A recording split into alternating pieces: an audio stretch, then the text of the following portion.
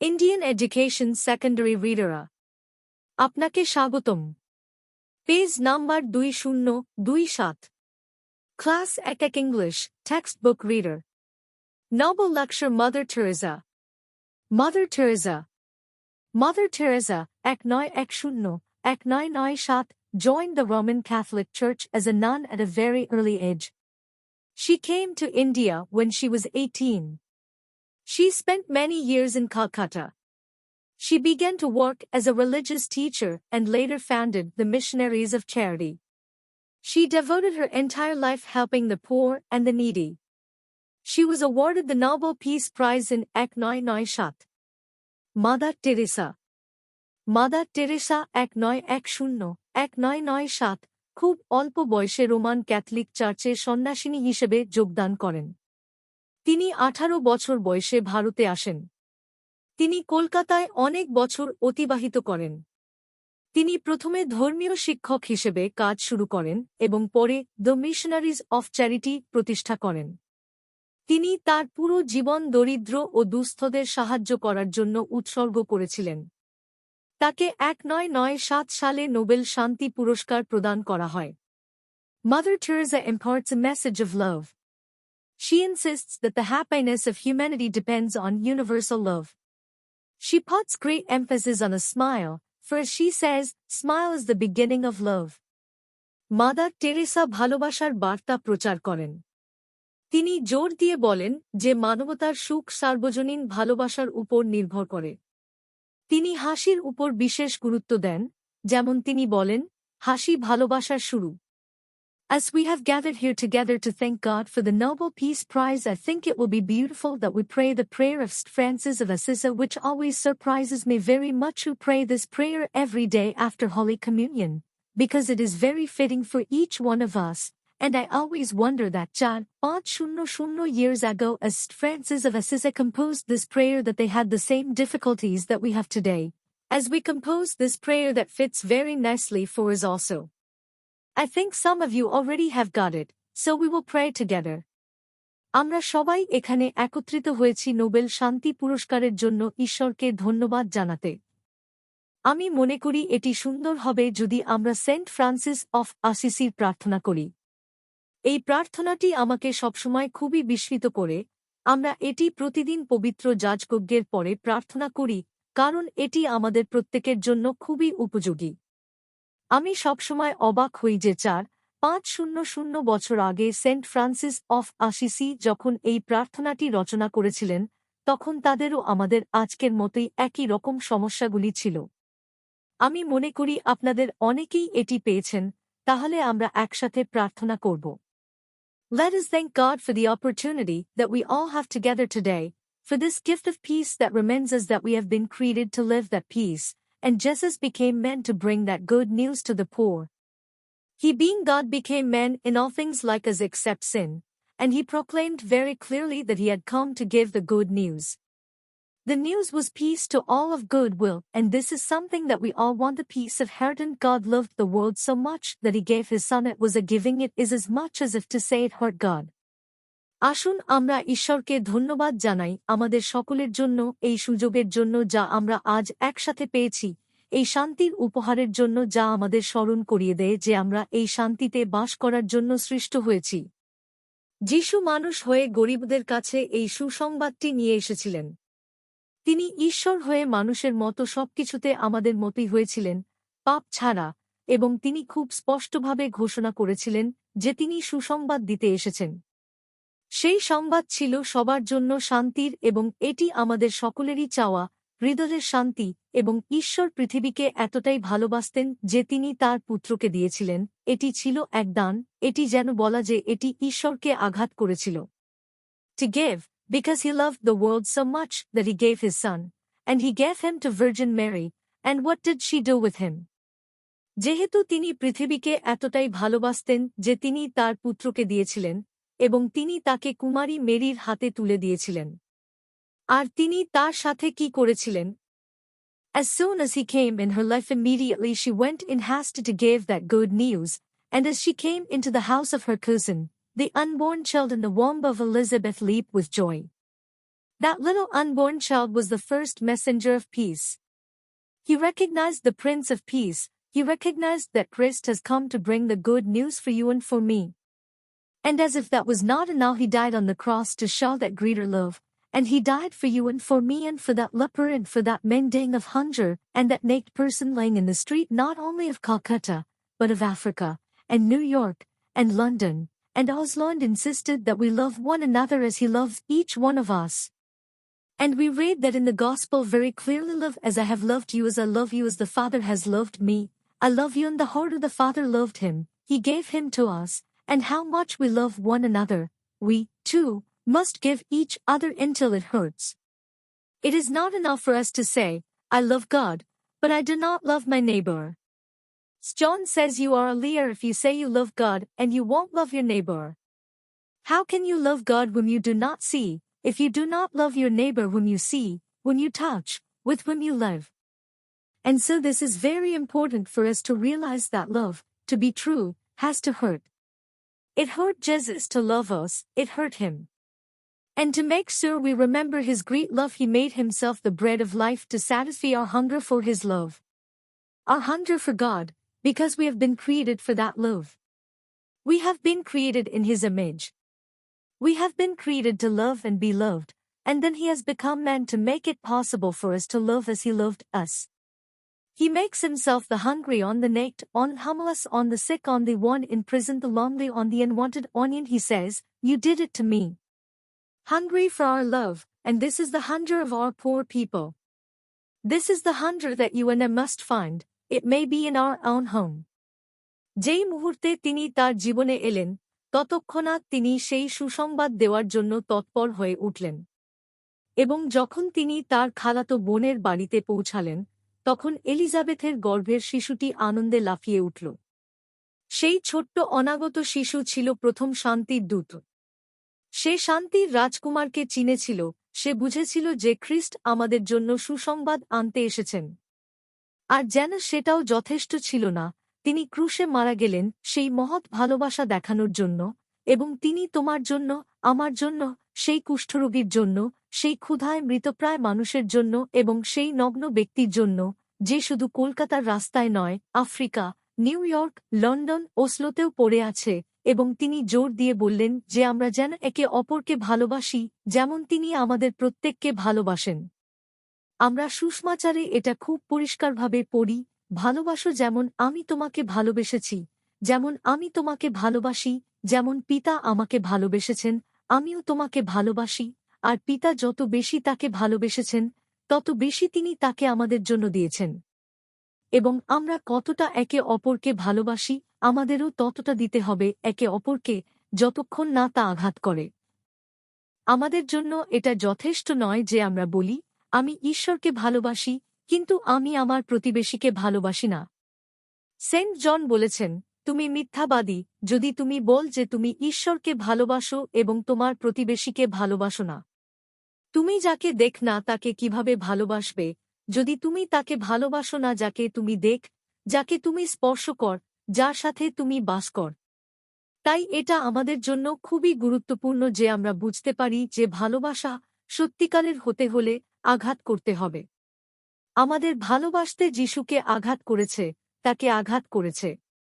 এবং তার মহান ভালোবাসা আমরা যেন মনে রাখি, তাই তিনি নিজেকে জীবন রুটি করে তুলেছেন, যাতে আমরা তার ভালোবাসার জন্য ক্ষুধার্ত হই।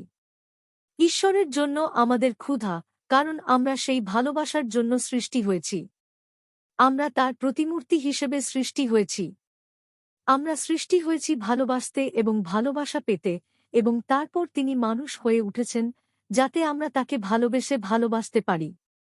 তিনি নিজেকে ক্ষুধার্ত করে তুলেছেন, নগ্ন করেছেন, গৃহহীন করেছেন, রোগাক্রান্ত করেছেন, কারাগারে আটক করেছেন, একাকী করেছেন, অপ্রয়োজনীয় করেছেন, আর তিনি বলেন, তুমি এটা আমার জন্য করেছ।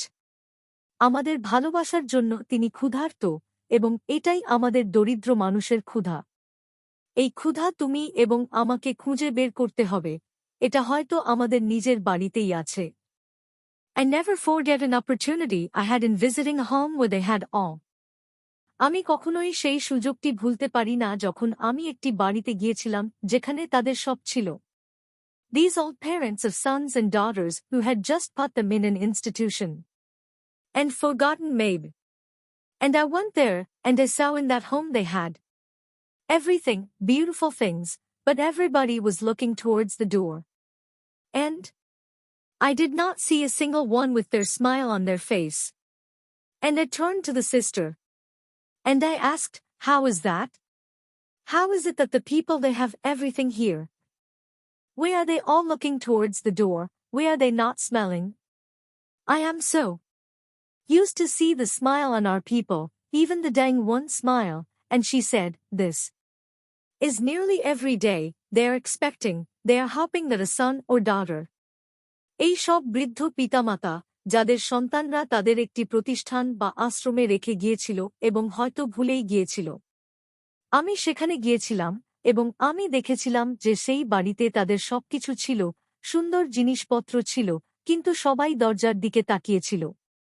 আমি একজনকেও দেখিনি যার মুখে হাসি ছিল। আমি সিস্টারের দিকে ফিরে জিজ্ঞাসা করলাম, এটা কিভাবে? এখানে মানুষেরা সবকিছু থাকা সত্ত্বেও, কেন তারা সবাই দরজার দিকে তাকিয়ে আছে, কেন তারা হাসছে না? আমি তো আমাদের মানুষদের মুখে হাসি দেখতে অভ্যস্ত, এমনকি মৃত্যুপথযাত্রীদেরও হাসতে দেখেছি। আর তিনি বললেন, এটা প্রায় প্রতিদিনই ঘটে, তারা আশা করে, তারা অপেক্ষা করে যে কোনো ছেলে বা মেয়ে আসবে। Where love comes, that poverty comes right there in our own home, even neglect to live. Maybe in our own family we have somebody who is feeling lonely, who is feeling sick, who is feeling worried, and these are difficult days for everybody. Are we there? Are we there to receive them? Is the mother there to receive the child? যেখানে ভালোবাসা আসে, সেই দারিদ্র্য সেখানেই আসে, আমাদের নিজের ঘরেই, এমনকি ভালোবাসার অবহেলাতেও। হতে পারে আমাদের নিজের পরিবারে এমন কেউ আছে যে একাকী অনুভব করছে, যে অসুস্থ বোধ করছে, যে উদ্বিগ্ন বোধ করছে, এবং এই দিনগুলো সবার জন্যই কঠিন। আমরা কি সেখানে আছি? আমরা কি সেখানে আছি তাদের গ্রহণ করতে? মা কি সেখানে আছেন শিশুকে গ্রহণ করতে? I was surprised in the West to see so many young boys and girls given into drugs, and I tried to find out why is it like that, and the answer was, because there is no one in the family to receive them. Father and mother are so busy they have no time. Young parents are in some institution, and the child takes back to the street and gets involved in something. We are talking of peace. These are things that break peace, but I feel the greatest destroyer of peace today is abortion, because it is a direct war, a direct killing, direct murder by the mother herself, and we read in the scripture, for God says very clearly, even if a mother could forget her child, He will not forget you. I have carved you in the palm of my hand. We are carved in the palm of His hand, so close to Him that unborn child has been carved in the hand of God. And that is what strikes me most, the beginning of that sentence, that even if a mother could forget something impossible, but even if she could forget, He will not forget you. And today the greatest means, the greatest destroyer of peace is abortion. And we who are standing here, our parents wanted us. We would not be here if our parents would do that to us. Our children, we want them, we love them, but what of the millions? Many people are very, very concerned with the children in India, with the children in Africa where quite a number die, maybe of malnutrition, of hunger and so on, but millions are dying deliberately by the will of the mother. And this is what is the greatest destroyer of peace today. Because if a mother can kill her own child, what is left for me to kill you and you kill me? There is nothing between.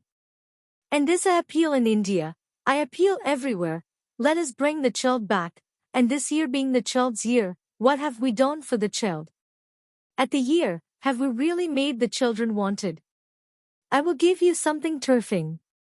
We are fighting abortion by adoption, we have saved thousands of lives, we have sent words to all the clinics, to the hospitals, police stations, please don't destroy the child, we will take the child.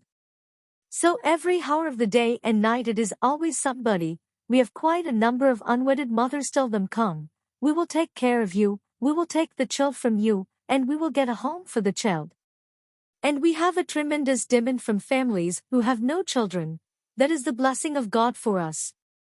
And also, we are doing another thing which is very beautiful, are teaching our beggars, or leprosy patients, or slum dwellers, or people of the street. Natural family planning. আমি পশ্চিমে গিয়ে অবাক হয়েছিলাম, যেখানে এত তরুণ ছেলে ও মেয়ে মাদকাসক্ত হয়েছে। আমি জানতে চেষ্টা করলাম কেন এমন হয়, এবং উত্তর ছিল, কারণ পরিবারে তাদের গ্রহণ করার মতো কেউ নেই। বাবা মা এত ব্যস্ত যে তাদের কোনো সময় নেই। তরুণ পিতামাতারা কোনো না কোনো প্রতিষ্ঠানে ব্যস্ত, আর শিশু রাস্তার দিকে ফিরে যায় এবং কিছুতে জড়িয়ে পড়ে। আমরা শান্তির কথা বলছি, এইসবই শান্তি নষ্ট করে, কিন্তু আমি মনে করি আজকের দিনে শান্তির সবচেয়ে বড় ধ্বংসকারী হল গর্ভপাত, কারণ এটি সরাসরি যুদ্ধ, সরাসরি হত্যা, মায়ের দ্বারা সরাসরি হত্যা। আর আমরা শাস্ত্রে পড়ি, যেখানে ঈশ্বর স্পষ্টভাবে বলেছেন, এমনকি যদি একটি মা তার সন্তানকে ভুলে যায়, আমি তোমাকে ভুলব না, আমি তোমাকে আমার হাতের তালুতে খোদাই করেছি। আমরা তাঁর হাতের তালুতে খোদাই করা, তার এত কাছাকাছি যে অনাগত শিশুটিও ঈশ্বরের হাতে খোদাই করা হয়েছে। আর এটাই আমাকে সবচেয়ে বেশি প্রভাবিত করে, সেই বাক্যটির শুরু, যে এমনকি যদি একটি মা ভুলে যেতে পারে, যদিও এটা অসম্ভব, কিন্তু যদি সে ভুলে যায়, আমি তোমাকে ভুলব না। আর আজকের দিনে শান্তির সবচেয়ে বড় ধ্বংসকারী হল গর্ভপাত। আর আমরা যারা এখানে দাঁড়িয়ে আছি, আমাদের পিতামাতারা আমাদের চেয়েছিলেন। আমরা এখানে থাকতাম না যদি আমাদের পিতামাতারা আমাদের সঙ্গে এমনটা করতেন। আমাদের সন্তানরা, আমরা তাদের চাই, আমরা তাদের ভালোবাসি, কিন্তু সেই লক্ষ লক্ষ শিশুর কি হবে? অনেকেই খুব চিন্তিত ভারতের শিশুদের নিয়ে, আফ্রিকার শিশুদের নিয়ে, যেখানে অনেকে হয়তো অপুষ্টি, ক্ষুধা ইত্যাদিতে মারা যায়, কিন্তু লক্ষ লক্ষ শিশু মারা যাচ্ছে মায়ের ইচ্ছার দ্বারা। আর এটাই আজকের দিনে শান্তির সবচেয়ে বড় ধ্বংসকারী। কারণ যদি একটি মা তার নিজের সন্তানকে হত্যা করতে পারে, তবে আমার জন্য কি বাকি থাকে তোমাকে হত্যা করার এবং তোমার আমাকে হত্যা করার, এর মধ্যে আর কিছুই নেই। আর এটাই আমি ভারতের কাছে আবেদন করি, আমি সর্বত্র আবেদন করি, আসুন শিশুকে ফিরিয়ে আনি। আর এই বছর যেহেতু শিশুদের বছর, আমরা শিশুর জন্য কি করেছি? বছরের শেষে আমরা কি সত্যিই শিশুদের চেয়েছি? আমি আপনাদের কিছু ভীতিকর কথা বলবো। আমরা দত্তক গ্রহণের মাধ্যমে গর্ভপাতের বিরুদ্ধে লড়াই করছি, আমরা হাজার হাজার জীবন বাঁচিয়েছি, আমরা সব ক্লিনিকে, হাসপাতালে, থানা পুলিশে বার্তা পাঠিয়েছি, দয়া করে শিশুটিকে ধ্বংস করবেন না, আমরা শিশুটিকে নেব। তাই প্রতিদিন ও রাতের প্রতি ঘণ্টায় সবসময় কেউ না কেউ, আমাদের কাছে অবিবাহিত মায়েদের একটি উল্লেখযোগ্য সংখ্যা আছে, তাদের বলুন আসুন, আমরা আপনার যত্ন নেব, আমরা আপনার কাছ থেকে শিশুটিকে নেব, এবং শিশুটির জন্য একটি বাড়ি খুঁজে দেব। আর আমাদের কাছে এমন অনেক পরিবার থেকে ব্যাপক চাহিদা রয়েছে যাদের কোনো সন্তান নেই, এটাই আমাদের জন্য ঈশ্বরের আশীর্বাদ। আর আমরা আরও একটি সুন্দর কাজ করছি, আমরা আমাদের ভিক্ষুকদের, আমাদের কুষ্ঠ রোগীদের, আমাদের বস্তির বাসিন্দাদের, আমাদের পথের মানুষদের প্রাকৃতিক পরিবার পরিকল্পনা শেখাচ্ছি। The beginning of the year it told, I spoke everywhere and I said, let us make this year that we make every single child born and unborn, wanted. And today is the end of.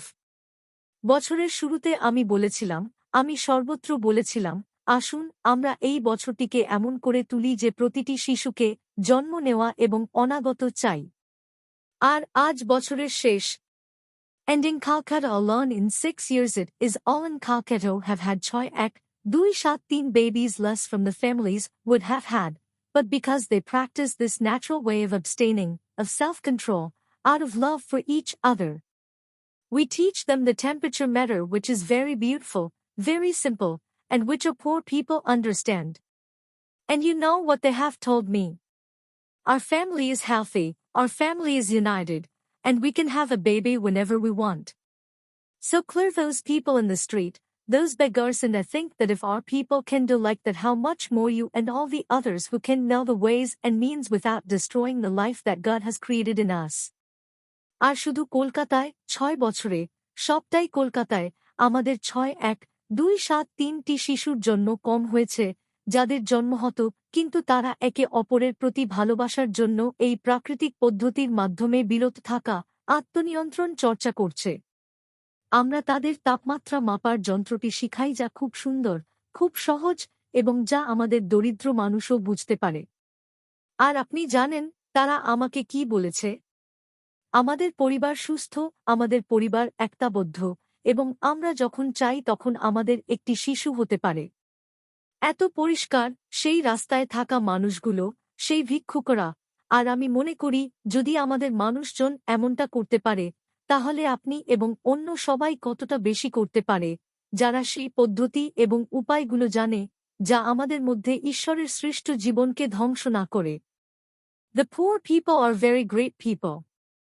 They can teach us so many beautiful things. The other day one of them came to thank and said, "You people who have vowed chastity, you are the best people to teach us family planning. Because it is nothing more than self-control out of love for each other." And I think they said a beautiful sentence. And these are people who may have nothing to eat, maybe they have not a home where to live, but they're great people. The poor are very wonderful people. One evening we went out and we picked up 4 people from the street. And one of them was in a most terrible condition, and I told the sisters, "You take care of the other 3, I take of this one that looked worse." So I did for her all that my love can do. I put her in bed, and there was such a beautiful smile on her face. She took hold of my hand, as she said one word only, "Thank you," and she died. দরিদ্র মানুষরা খুব মহান মানুষ। তারা আমাদের অনেক সুন্দর জিনিস শিখিয়ে দিতে পারে। অন্যদিন একজন এসেছিলেন ধন্যবাদ জানাতে এবং বলেছিলেন, "আপনি যারা আত্মনিয়ন্ত্রণের প্রতিজ্ঞা করেছেন, আপনারা আমাদের পরিবার পরিকল্পনা শেখানোর জন্য সেরা মানুষ। কারণ এটি একে অপরের জন্য ভালোবাসার মাধ্যমে আত্মনিয়ন্ত্রণ ছাড়া কিছু নয়।" এবং আমি মনে করি তারা একটি সুন্দর বাক্য বলেছেন। এবং এই মানুষরা হয়তো কিছু খেতে পায় না, তাদের থাকতে কোনো বাড়ি নেই, কিন্তু তারা মহান মানুষ। দরিদ্ররা অত্যন্ত আশ্চর্যজনক মানুষ। এক সন্ধ্যায় আমরা বেরিয়ে 4 জনকে রাস্তায় থেকে তুললাম। আর তাদের একজন ছিল সবচেয়ে ভয়াবহ অবস্থায়। আমি সিস্টারদের বললাম, "আপনারা অন্য 3 জনের যত্ন নিন, আমি এই একজনের যত্ন নেব যে সবচেয়ে খারাপ অবস্থায় ছিল।" তাই আমি তার জন্য আমার ভালোবাসা দিয়ে যতটুকু করা সম্ভব তা করেছি। আমি তাকে বিছানায় শুইয়ে দিলাম, আর তার মুখে একটি সুন্দর হাসি ছিল। সে আমার হাত ধরেছিল, শুধু একটি শব্দ বলেছিল, "ধন্যবাদ," আর সে মারা গেল। I could not help but examine my conscience before her, and I asked what would I say if I was in her place. And my answer was very simple. I would have tried to draw a little attention to myself. I would have said I am hungry, that I am dying, I am cold, I am in pain, or something, but she gave me much more. She gave me her grateful love. And she died with a smile on her face. As that man whom we picked up from the drain, half eaten with worms, and we brought him to the home. I have lived like an animal in the street, but I am going to die like an angel, loved and cared for. And it was so wonderful to see the greatness of that man who could speak like that, who could die like that without blaming anybody, without cursing anybody, without comparing anything. Like an angel, this is the greatness of our people. And that is why we believe what Jesus had said. I was hungry, I was naked, I was homeless, I was unwanted, unloved, uncared for, and you did it to me. আমি তার সামনে আমার আত্মপর্যালোচনা করতে বাধ্য হয়েছিলাম, এবং আমি জিজ্ঞাসা করলাম, যদি আমি তার স্থানে থাকতাম তাহলে আমি কি বলতাম? আর আমার উত্তর ছিল খুবই সহজ।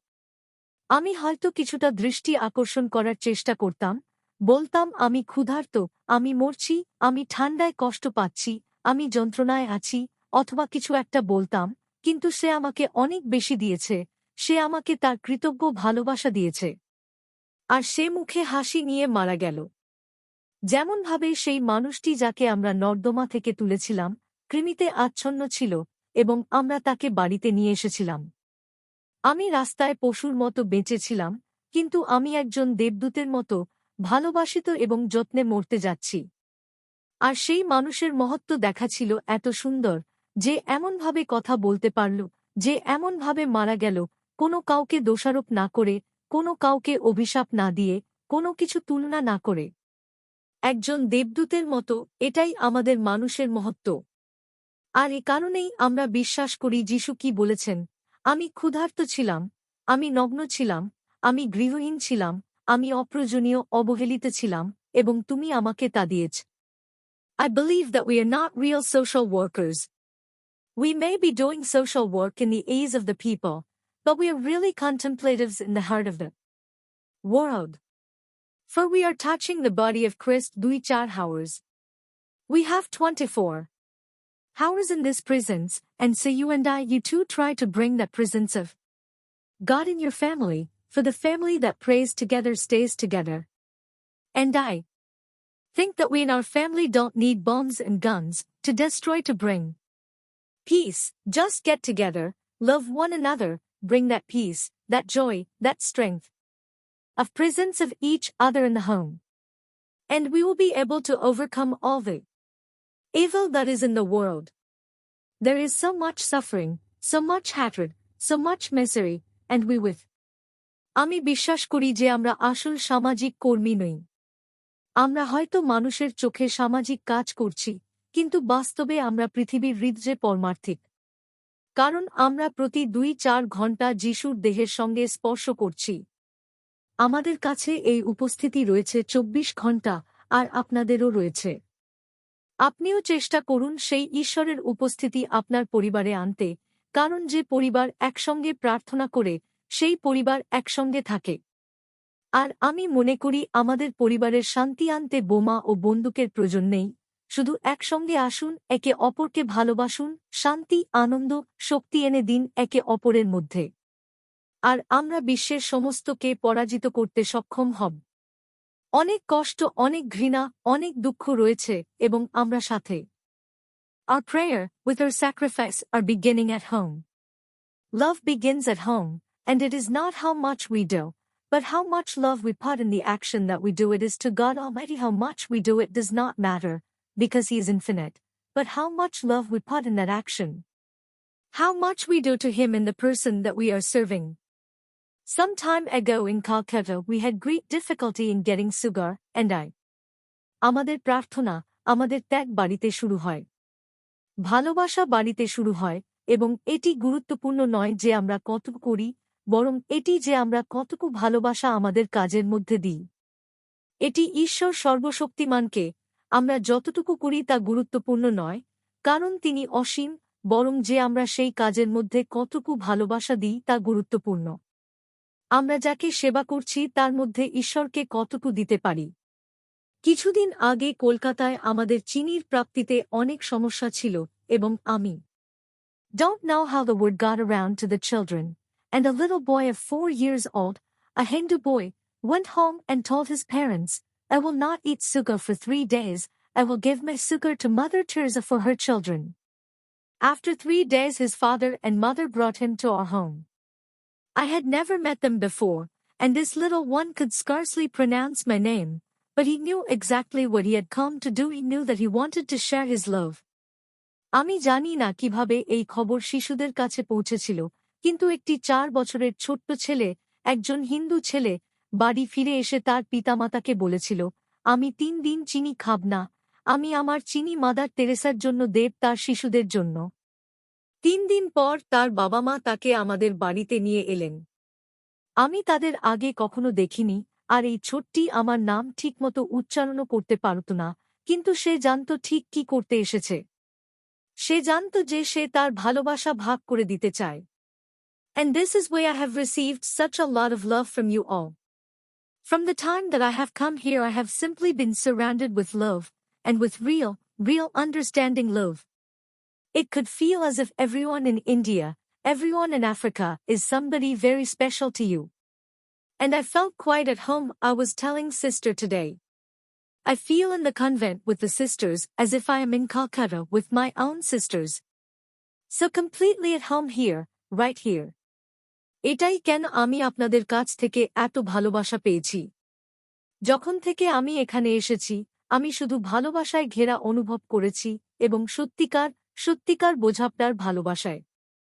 এটা মনে হতে পারে যে ভারতের সবাই, আফ্রিকার সবাই আপনার কাছে বিশেষ কেউ। এবং আমি আজ সিস্টারকে বলছিলাম যে আমি একেবারে বাড়িতেই অনুভব করছি।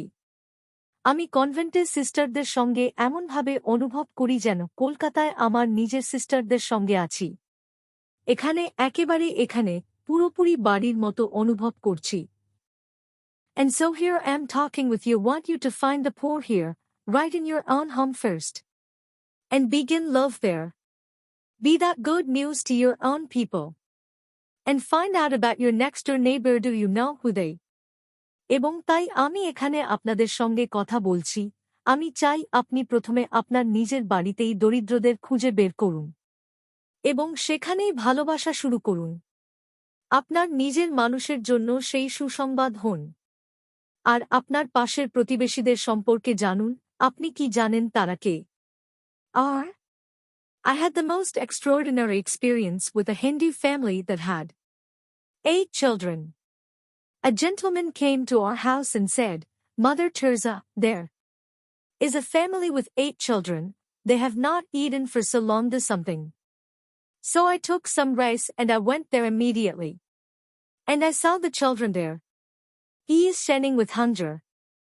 I don't know if you have ever seen hunger, but I have seen it very often. And the lady of the house took the rice, divided it, and went out. When she came back, I asked her, where did you go? What did you do? And she gave me a very simple answer, they are hungry too. What struck? আপনি কি জানেন তারা কে? আমি একটি হিন্দু পরিবারের সঙ্গে সবচেয়ে অসাধারণ অভিজ্ঞতা লাভ করেছি, যাদের 8টি সন্তান ছিল। একজন পুরুষ আমাদের বাড়িতে এসেছিলেন এবং বলেছিলেন, মাদার তেরেসা, একটি পরিবার আছে যাদের 8টি সন্তান, তারা অনেক দিন ধরে কিছু খায়নি, কিছু করুন। তাই আমি কিছু চাল নিয়ে সেখানে গিয়ে পৌঁছলাম। এবং আমি দেখলাম শিশুদের চোখ ক্ষুধায় ঝলমল করছে। আমি জানি না আপনি কখনো ক্ষুধা দেখেছেন কিনা, কিন্তু আমি খুবই প্রায় এটি দেখেছি। আর বাড়ির মহিলাটি চাল নিয়ে ভাগ করে দিলেন এবং বাইরে চলে গেলেন। যখন তিনি ফিরে এলেন, আমি তাকে জিজ্ঞাসা করলাম, আপনি কোথায় গিয়েছিলেন, আপনি কি করেছিলেন? আর তিনি আমাকে একটি খুব সাধারণ উত্তর দিলেন, তাদেরও ক্ষুধা। কি প্রভাব ফেলেছিল? Most was that she knew, and who are they, a Muslim family, and she knew. I didn't bring more rice that evening because I wanted them to enjoy the joy of sharing. But there were those children, radiating joy, sharing the joy with their mother because she had the love to give. And you see, this is where love begins at home. And I want you, and I am very grateful for what I have received. It has been a tremendous experience, and I go back to India, will be back by next week. The ek parts that happened, I will be able to bring your love. আমাকে সবচেয়ে প্রভাবিত করেছে যে তিনি জানতেন, এবং তারা কে, একটি মুসলিম পরিবার, এবং তিনি জানতেন। আমি সেই সন্ধ্যায় আর বেশি চাল আনি না, কারণ আমি চাইছিলাম তারা ভাগাভাগির আনন্দ উপভোগ করুক। কিন্তু সেই শিশুরা ছিল, আনন্দ ছড়িয়ে দিচ্ছিল, তাদের মায়ের সঙ্গে আনন্দ ভাগাভাগি করছিল, কারণ তার দিতে ভালোবাসা ছিল। আর দেখুন, এখানে ভালোবাসা শুরু হয় বাড়িতেই। আর আমি চাই আপনি এবং আমি যা পেয়েছি তার জন্য আমি খুবই কৃতজ্ঞ। এটি একটি অভূতপূর্ব অভিজ্ঞতা হয়েছে এবং আমি ভারত ফিরে যাব। আমি আশা করি আগামী সপ্তাহে 5 তারিখে ফিরে আসব এবং আমি আপনার ভালোবাসা নিয়ে যেতে পারব। And I know well that you have not given from your abundance, but you have given until it has hurt you. Today the little children they have, I was so surprised, there is so much joy for the children that are hungry. That the children like themselves will need love and care and tenderness, like they get so much from their parents. So let us thank God that we have had this opportunity to come to know each other, and this knowledge of each other has brought us very close. And we will be able to help not only the children of India and Africa, but will be able to help the children of the whole world, because as you know, our sisters are all over the world. And with this prize that I have received as a prize of peace, I am going to try to make the home for many people that have no home. Because I believe that love begins at home, and if we can create a home for the poor, I think that more and more love will spread. And we will be able through this understanding love to bring peace, be the good news to the poor. The poor in our own family first, in our country, and in the world. এবং আমি জানি যে আপনি আপনার অতিরিক্ত থেকে দেননি, বরং আপনি এমনভাবে দিয়েছেন যা আপনাকে কষ্ট দিয়েছে। আজ ছোট ছোট শিশুরা, আমি এতটা অবাক হয়েছি যে ক্ষুধার্ত শিশুদের জন্য এত আনন্দ রয়েছে। যে শিশুরাও নিজেদের মতো ভালোবাসা, যত্ন এবং কোমলতার প্রয়োজন, যেমনটি তারা তাদের পিতামাতার কাছ থেকে পায়। তাই চলুন আমরা ঈশ্বরকে ধন্যবাদ জানাই যে আমরা একে অপরকে জানার এই সুযোগ পেয়েছি এবং এই একে অপরকে জানার কারণে আমরা খুব কাছাকাছি চলে এসেছি। এবং আমরা শুধুমাত্র ভারতের ও আফ্রিকার শিশুদের সাহায্য করতে পারব না, বরং বিশ্বের সমস্ত শিশুদের সাহায্য করতে পারব, কারণ আমাদের সিস্টাররা পৃথিবীর সব জায়গায় আছেন। এবং যে পুরস্কারটি আমি শান্তির পুরস্কার হিসেবে পেয়েছি, আমি চেষ্টা করব অনেক মানুষদের জন্য একটি বাড়ি তৈরি করতে যাদের কোন বাড়ি নেই। কারণ আমি বিশ্বাস করি যে ভালোবাসার শুরু বাড়িতে, এবং যদি আমরা দরিদ্রদের জন্য একটি বাড়ি তৈরি করতে পারি, আমি মনে করি তত বেশি ভালোবাসা ছড়িয়ে পড়বে। এবং আমরা এই বোঝাপড়ার ভালোবাসার মাধ্যমে শান্তি আনতে পারব, দরিদ্রদের জন্য সুসংবাদ হতে পারব। প্রথমত আমাদের নিজের পরিবারে, আমাদের দেশে এবং বিশ্বের মধ্যে দরিদ্রদের জন্য। To be able to do this, our sisters, our lives have to be woven with prayer. They have to be woven with Christ to be able to understand, to be able to share. Because today there is so much suffering and I feel that the passion of Christ is being relived all over again and we're there to share that passion, to share that suffering of people around the world, not only in the poor countries, but I found the poverty of the West so much more difficult to remove. When I pick up a person from the street, hungry, I give him a plate of rice, a piece of bread, I have satisfied. I have removed that hunger. But a person that is shut out, that feels unwanted, unloved, terrified, the person that has been thrown out from society, that poverty is so horrible and so much, and I find that very difficult. Our sisters are working amongst that kind of people in the West. So you must pray for us. এটি করতে সক্ষম হতে আমাদের সিস্টারদের আমাদের জীবনের প্রার্থনার সঙ্গে বোনা থাকতে হবে। আমাদের জীবনের ক্রাইস্টের সঙ্গে বোনা থাকতে হবে যাতে আমরা বুঝতে পারি, শেয়ার করতে পারি। কারণ আজকাল এত অনেক কষ্ট হচ্ছে, এবং আমি অনুভব করি যে যিশুর প্যাশন পুনরায় জীবিত হচ্ছে। আমরা কি সেই প্যাশন, মানুষের কষ্ট ভাগাভাগি করার জন্য সেখানে আছি? সারা বিশ্বে, শুধু দরিদ্র দেশগুলিতে নয়, আমি পশ্চিমের দারিদ্র্যকে অনেক বেশি কঠিন মনে করি দূর করতে।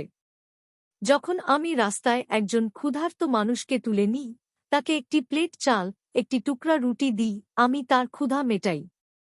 কিন্তু একজন ব্যক্তি যাকে সমাজ থেকে ফেলে দেওয়া হয়েছে, যে অপ্রয়োজনীয় অপ্রেমিত ভিত, তার জন্য এই দারিদ্র্য এত বেশি কষ্টদায়ক এবং আমি এটি খুব কঠিন মনে করি। আমাদের সিস্টাররা পশ্চিমের এমন ধরনের মানুষের মধ্যে কাজ করছে। তাই আপনারা আমাদের জন্য প্রার্থনা করুন। That we may be able to be that good news, but we cannot do that without you. You have to do that here in your country. You must come to know the poor. Maybe our people here have material things, everything, but I think that if we all look into our own homes, how difficult we find it sometimes to smile at each other, and that the smile is the beginning of love. And so let us always meet each other with a smile, for the smile is the beginning of love, and once we begin to love each other naturally we want to do something. So you pray for our sisters and for me and for our brothers and for our coworkers that are around the world, that we may remain faithful to the gift of God, to love Him and serve Him in the poor together with you. What we have done we should not have been able to do if you did not share with your prayers, with your gifts, this continual giving. But I don't want you to give me, যাতে আমরা সেই সুসংবাদ হতে পারি, কিন্তু আমরা আপনার ছাড়া তা করতে পারি না, আপনাকে আপনার দেশে তা করতে হবে। আপনাকে দরিদ্রদের জানতে হবে। হয়তো আমাদের এখানে মানুষদের কাছে সম্পদ আছে, সবকিছু আছে, কিন্তু আমি মনে করি যদি আমরা সবাই আমাদের নিজস্ব বাড়িতে তাকাই, কতটা কঠিন হতে পারে কখনো কখনো একে অপরকে হাসি দেখানো, এবং সেই হাসি হলো ভালোবাসার শুরু। তাহলে চলুন আমরা সবসময় একে অপরকে হাসি দিয়ে স্বাগত জানাই, কারণ হাসি হলো ভালোবাসার শুরু, এবং একবার আমরা একে অপরকে প্রাকৃতিকভাবে ভালোবাসা শুরু করি, আমরা কিছু করতে চাই। তাই আপনি আমাদের সিস্টারদের, আমার এবং আমাদের ভাইদের, এবং বিশ্বের চারপাশে আমাদের সহকর্মীদের জন্য প্রার্থনা করুন। যাতে আমরা ঈশ্বরের উপহারের প্রতি বিশ্বস্ত থাকতে পারি, তাকে ভালোবাসতে এবং দরিদ্রদের সাথে আপনাদের সঙ্গে সেবা করতে পারি। আমরা যা করেছি তা সম্ভব হয়নি যদি আপনি আপনার প্রার্থনায়, আপনার উপহারগুলিতে এই ক্রমাগত দানে অংশ না নিতেন। কিন্তু আমি চাই না আপনি আমাকে দিন। From your abundance, I want that you give me until it hurts. The other day I received $5 from a man who has been on his back for 20 years, and the only part that he can move is his right hand. And the only companion that he enjoys is smoking. And he said to me, I did not smoke for 1 week, and I send you this money.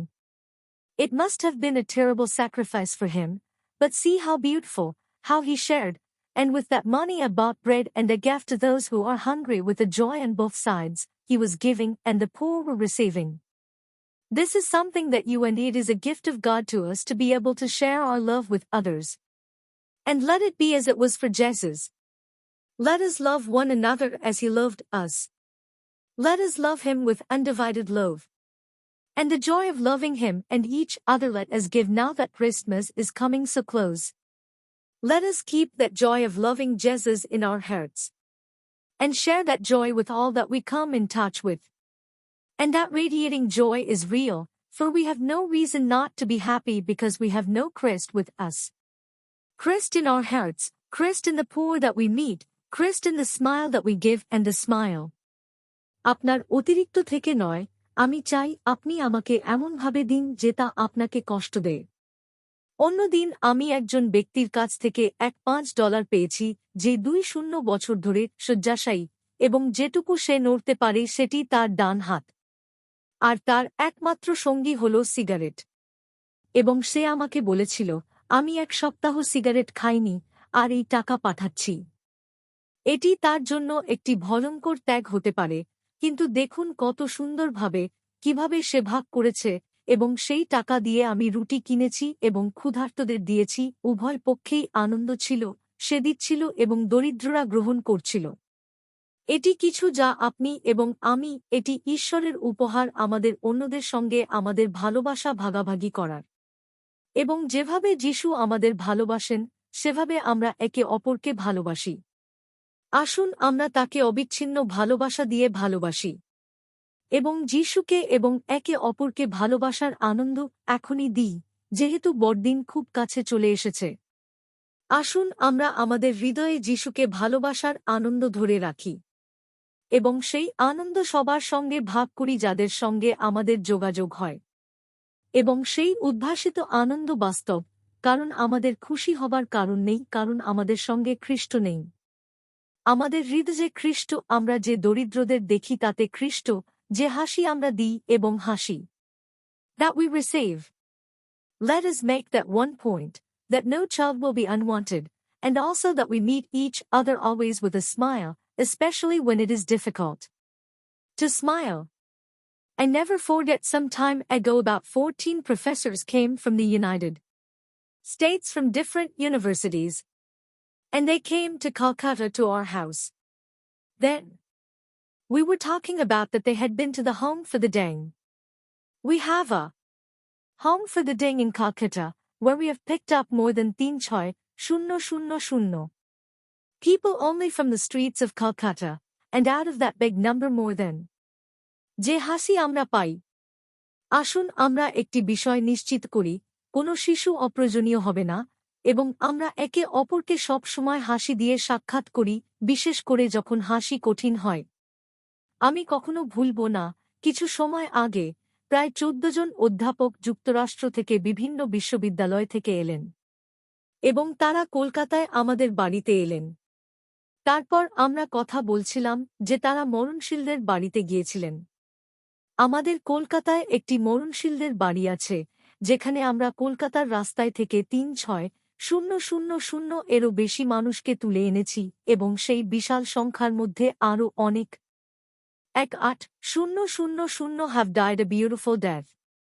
They have just gone home to God, and they came to our house and we talked of love, of compassion, and then one of them asked me, say, Mother, please tell us something that we will remember. And I said to them, smile at each other, make time for each other in your family.